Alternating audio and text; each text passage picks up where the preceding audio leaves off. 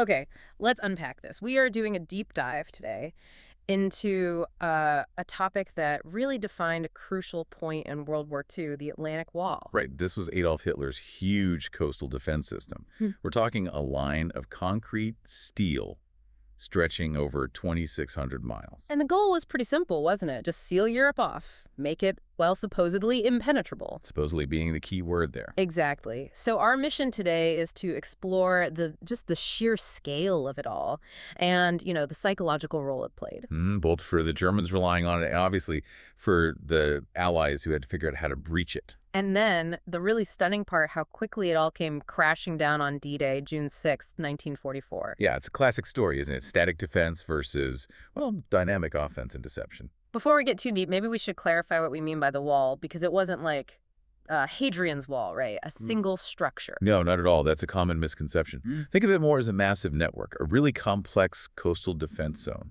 So tens of thousands of individual bunkers, gun positions, radar stations. Exactly. Concentrated heavily where they thought the invasion was most likely to hit. Which brings us right to that moment, doesn't it? Let's try and set the scene. It's, say, 5 a.m., June 6, 1944. Okay.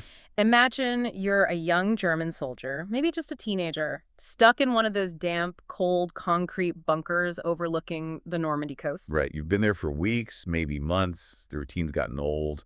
Stale bread, damp uniform, just the sound of the sea. Boredom, mostly. But this morning, something's different. The sea. It sounds wrong. There's this low hum, almost a vibration you feel in your chest through the concrete floor. The earth itself is humming. Yeah. 10 feet of concrete around you, but you feel it. So you move to the firing slit, peer out into the pre-dawn gloom, and the horizon. It's moving. It's not fog. No.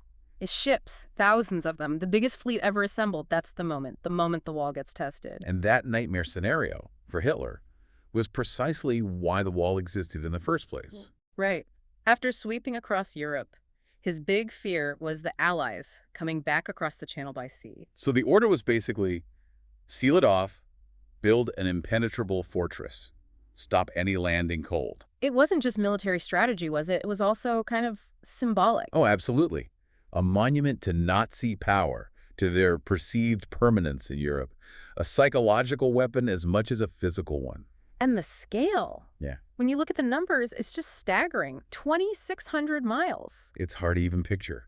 From the Arctic Circle in Norway, all the way down the French coast to the border with Spain. But like you said, not uniformly strong everywhere. They had to focus their efforts. Yeah, mainly Pas-de-Calais, because it's the shortest crossing, and Normandy. Even so, the sheer logistics were unbelievable. Let's talk about that. The logistics and, frankly, the human cost. Because this thing was built with, well, blood and concrete. Primarily by the organization POT. This wasn't just a construction crew. It was this huge paramilitary Nazi organization. They handled massive state projects, right? Autobahns, fortifications. Exactly. Yeah. And for the wall, they mobilized incredible resources. We're talking about something like 17 million cubic meters of concrete. 17 million? What does that even look like, you said earlier? It's roughly enough to build, say, 30 Hoover dams. It's an immense amount of material. And who actually did the work? Pouring all that concrete, hauling steel. Well, that's the grim part. It relied heavily on hundreds of thousands of forced laborers. Prisoners of war, civilians rounded up from occupied countries. Working under horrific conditions. Brutal conditions. Digging trenches, mixing concrete day in, day out. This whole defensive line was essentially built by slave labor. And the structures themselves, they were serious engineering, not just basic trenches. Oh, no, these were designed to last. Yeah. Built to withstand heavy naval bombardment. Yet artillery casemates, massive bunkers for big guns with walls 10 feet thick. 10 feet. And then machine gun nests positioned for interlocking fields of fire, covering every likely approach on the beaches. Plus all the stuff on the beaches, right? The obstacles. Millions of mines, for starters. Yeah. Huge amounts of barbed wire. And then these specific obstacles in the tidal zone. Steel girders welded together, the Czech hedgehogs, meant to rip open landing craft. Anti-tank walls as well. Yes. And even sharpened wooden stakes angled out to sea, designed to impale boats on the rising tide. It was methodical, brutal engineering. Okay, so you have this immense engineered fortress, but what about the soldiers inside it? What was daily life like for them compared to this grand vision? Well, the reality was often pretty grim. Lots of boredom punctuated by sudden fear. Stuck in those bunkers. Yeah, damp, cold, concrete boxes for weeks on end, poor rations sometimes, constant drills, but mostly waiting. Just waiting and smoking cigarettes, knowing that one day something big was likely coming out of that ocean.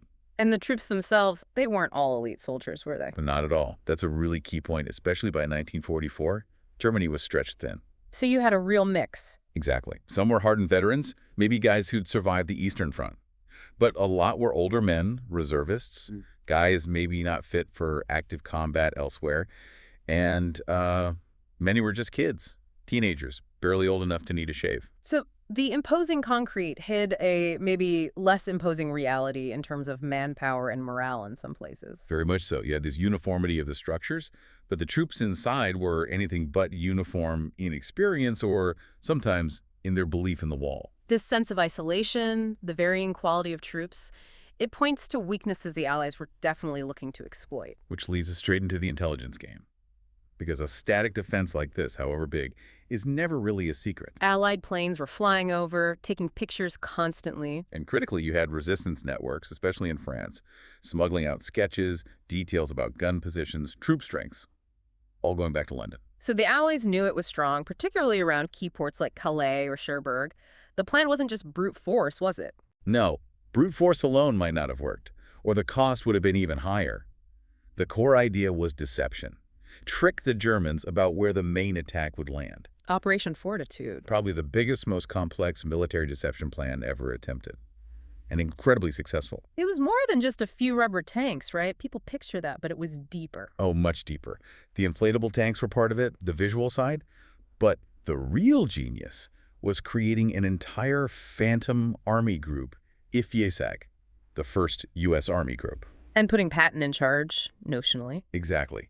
They knew the Germans respected and feared Patton, so they made him the commander of this ghost army, supposedly based in Kent, poised to strike at Pas de Calais. The logical spot, the shortest crossing. Precisely where the German high command expected the main invasion. Fortitude fed that expectation.